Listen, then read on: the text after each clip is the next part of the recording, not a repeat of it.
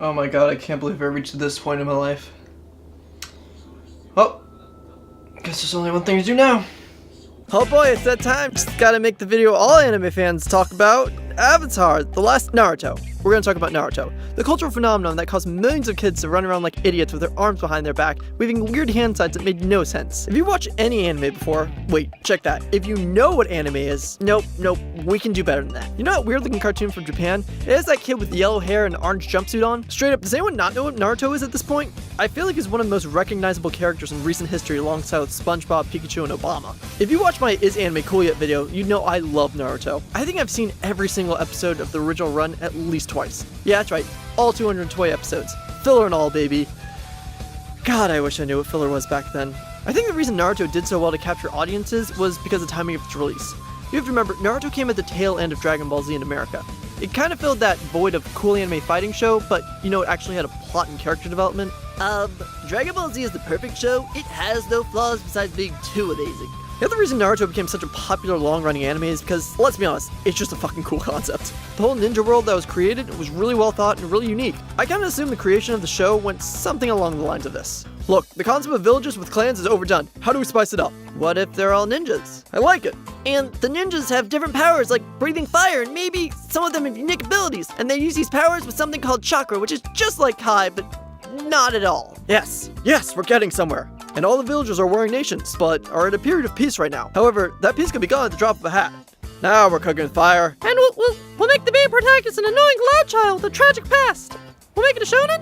Yeah, it works. It left you with this feeling this all existed way before the show started, but would continue on after it ended. It always left you wanting more. That same creativity was put into the characters as well. Diverse, interesting, likable people. Most of the time. Oh great, Sakura's here. Yay. There were blank slates, but had a story to tell and would have good developed arcs throughout the show. Most of the time. Wait. How did I get here? You probably picked up something right there. Look, Naruto and later Naruto Shippuden are my favorite animes, but they're definitely not perfect. Nope. Definitely not perfect. There's no such thing as a perfect show. To truly love something, you need to have the ability to be critical of it. In my experience, I'd say about 50% of anime fans like Naruto. The other half are just fucking filthy casual with the shit. The other half usually don't watch it for a number of reasons. It's got tons of filler, it's full of typical shonen tropes, it's got tons of filler, it's way too long to randomly jump into, and it's got tons of filler. Did I mention the filler? Because it's the fucking Oprah of filler. You get some filler, and you get some filler, we all get some filler. Let's do the math right now. There's 720 episodes of Naruto, right? And over 300 of those are filler. That's over 40% of the show. Man, I had no idea what filler was when I first started watching. I just wondered why after Sasuke left, it just got really bad. Shippuden like a full year of filler right before the end. Do you know how painful that was? Yes, it did open the pathway to watch a lot of different new animes, but damn it, I just wanted my Naruto. And yes, the argument the show's too long is a valid point. Man, you couldn't fucking pay me to start One Piece. Honestly, I wouldn't even pick up a show if it has more than 25 episodes, and even that's daunting. Which is ironic, because if you find a series you love, 25 episodes never feels like enough. As for the tropes, look, I'm a bit of a shonen tard when it comes to Naruto. Again, sue me. I could go on for a while about the flaws with Naruto. Could Sasuke's character arc not have been all over the place and, you know, been such a letdown? Yes. Did the show go from strategic ninja fights to literal Super Saiyan monster brawls? Haha, Maya's gonna change reality. Yeah, well, I'm a freaking Super Saiyan, so could I have done with all the constant, repetitive flashbacks in every fight? Fucking... I get it, they both grew up alone, they have a bond from that, they are the only ones who understand each other. I don't care. So yeah, Naruto definitely has its issues, but to me at least, all those get outdone with all the positives. Okay, so what does make Naruto so good? Well, in my opinion, the main reason is because there's natural progression. Natural progression? Natural progression? What's that? Well, simply put, it means the characters and story throughout the anime develop, well, naturally. Even the style of animation progressed and changed. Watching Naruto and the others become stronger and grow as people never felt like it was forced. There's 3 big jumps in the show. The start of the first series till when Naruto and Sasuke face off, the time between the original series and Shippuden, and the start of Shippuden till when he fights Sasuke again. Technically, there's a 4th between the end of Shippuden and Boruto, but I don't want to talk about that. Going back to Naruto, each jump he makes is completely reasonable. He never gets that OP level until arguably the very end. In the first series, he goes from an annoying, loud, unruly kid seeking everyone's acknowledgement to a kid who's steadily grown in strength, learned his abilities, calmed down, well, barely, and started really making an impact on others, proving why he deserves to be acknowledged. That next jump in Shippuden, it's mostly a physical change. We can definitely see he's become stronger, but is still obviously a bit brash and has some maturing to do. And it's not just him. but all the ninja throughout it. And we can take all that from the first episode or two. These changes may not all be subtle, but no one ever said this show was subtle at all. Following through the rest of the show, you do see Naruto mature mentally and physically more so than the original series. He learns how to control the Nine Tails, his inner demon in a sense, become a leader, and defend his beliefs that may have changed slightly throughout age, but has stuck to throughout his life. Yes, you can argue when you have this many episodes in a show, there should be some growth, but let's be honest, it's a shonen. They're never really good with that. Naruto also does a very good job creating captivating characters. Okay, captivating canon characters. That's a tongue twister.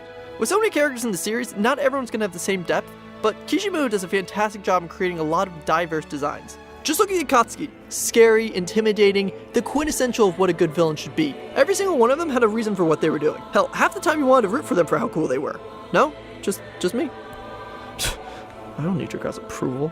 There are really few people who just feel generic, and you have to appreciate that. Everyone has a purpose, and if you can't see it now, they'll be revealed later on. Sometimes over and over again with certain Uchiha members, specifically named Itachi. Without well-written designed characters, the audience isn't going to have any emotional connection to the show. Naruto really is a good balance of pulling at your heartstrings while making you realize the immensity of certain situations for different characters as well. One of the most moving scenes is between Shikaku and Shikamaru after the death of Asuma. While this doesn't affect our main character, it does deeply affect Shikamaru, and the show does a great job fleshing out those feelings to make you realize this was someone important to him, even though he's trying to ignore those feelings. This is a world of ninjas, and people die during conflicts. That's a given, but that doesn't mean you need to repress everything. That moment between Shikaku telling Shikamaru to really let it out just gets me every time. It's that kind of storytelling that puts you in the character's shoes and really makes you feel for them. And this scene isn't even canon. Don't even get me started when Naruto met his mom, or when he had to say goodbye to Minato. Minato? Look, I cried a lot during Naruto, and I'm not even embarrassed to admit that. Whether during deaths, fights, or reunions of characters, when the feelings hit, they hit hard. Oh no. I didn't ask for these feels. These are unwarranted feels. I don't want these feels right now. All these ninja live in a violent, tumultuous world, and they have loved ones ripped from them, questions left unanswered. So when you finally get to see these characters get closure after all this time, it really gets you, especially when you add in that soundtrack. It's a crime not to mention the soundtrack for this show. It is a way of taking all those emotions you get from watching it and then injecting them with steroids, so you get this emotional overload. Take Kushina's theme for example. Whenever I hear that, all I can think about is family, whether it's Naruto meeting his mom or Sasuke getting closure with Itachi. It's just beautiful and well done. It's a soundtrack that pumps you up in action scenes, makes you cry in emotional scenes, and I'll say it, it's the best OST in any anime. I'll fight anyone who disagrees with me, and I'll have the OST playing while I'm doing so. Look, I don't know what else I can say about this show. This wasn't meant to be a review, but I'm not mad that it kind of turned into one.